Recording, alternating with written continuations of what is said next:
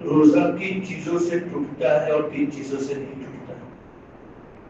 اس میں ایک قاعدہ کلیہ ہے, ہم یاد رکھیں گے تو انشاءاللہ تمام مسائل حل ہو جائیں گے کہ جو چیز منفذ اصلیہ یعنی پیدائشی سوراخ اللہ نے ہماری باڈی میں بنا ہے, اگر وہاں سے 3 ہے پیدائشی سوراخ, کان ہے, ناک ہے اور شرمگاہ, یہ 3 جگہوں سے اگر کوئی بھی دوا یا کوئی بھی غذا پہنچائی جائے اور وہ دماغ تک پہنچتی ہے یا پیٹ تک پہنچتی ہے تو روزہ ٹوٹ جائے.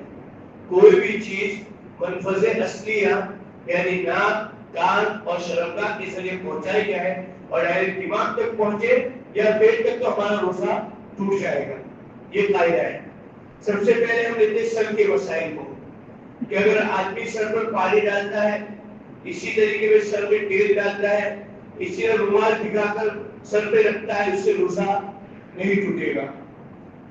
اسی طرح اس کے نیچے آنکھ ہے کہ آنکھ پہ دوا ڈالنے کی ضرورت پڑی تو آنکھ پہ دوا ڈال سکتے, کوئی حرج نہیں ہے, چاہے اثر حلق تک محسوس ہو.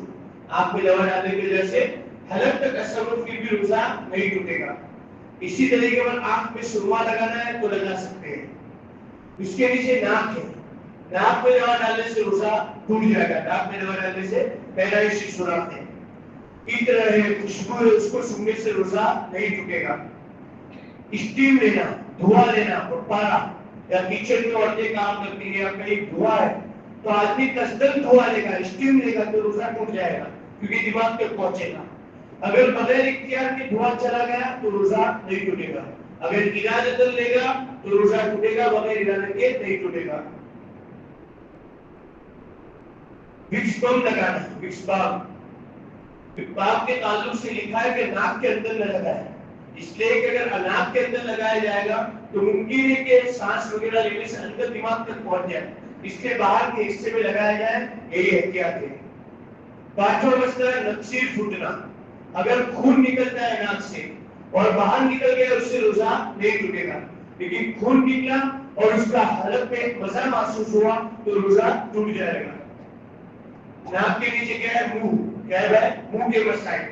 منہ کے مسئلے میں پہلا مسئلہ اگر بھول سے کھا لیا, بعض مرتبہ ایسی شکل آتی ہے تھکا ہوا ہے پانی پی لیا, اس سے روزہ نہیں ٹوٹے گا چاہے جتنا بھی کھا لے. دوسرا مسئلہ ہے وضو کرتا ہے آدمی, کلی کرتا ہے اور کلی کرتے کرتے پانی کے اندر چلا جاتا ہے تو 2 شکلیں. روزہ یاد ہے کہ میں روزے سے اور پانی چلا گیا تو روزہ ٹوٹ جائے گا, اور یاد نہیں ہے ڈائریکٹ پی لیا انجانے میں روزہ ہی یاد نہیں تو گویا بھول سے پیا اس سے روزہ نہیں ٹوٹے گا. تیسرا مسئلہ کلی کرتے ہیں اور اچھی طرح کلی کرتے ہیں اور اس کے بعد لگتا ہے کہ گھیلا ہے اور تھوک نکل گئے, اس سے روزہ نہیں ٹوٹے گا. کلی کر لی اچھی طرح تو خام کا شک کرنے کی ضرورت نہیں ہے. چوتھا مسئلہ دم کی بیماری ہوتی ہے, اللہ ہمارے یہاں سب کو شفا عطا فرمائے اور پوری امت کو اس سے بچائے. دم کی بیماری ہوتی ہے, سانس پھولتا ہے تو انہیلر استعمال کیا جاتا ہے. ایک ایسی مشین ہوتی ہے اس میں دوا ڈالی جاتی ہے اور آدمی جب دیتا ہے تو پھیپھڑوں تک پہنچتی ہے اور سکون ملتا ہے, تو اس سے بھی روزہ ٹوٹ جائے گا, اس سے بھی روزہ ٹوٹ جائے گا. لہٰذا اس کو استعمال نہیں کرنا ہے. کسی نے روزہ رکھا اور بعد میں ایسی سانس کی بیماری پھول گئی اور انہیلر کی ضرورت پڑی تو روزہ توڑ سکتا ہے, بعد میں کیا کرے گا, قضا رکھے گا, کفارہ لازم نہیں ہے.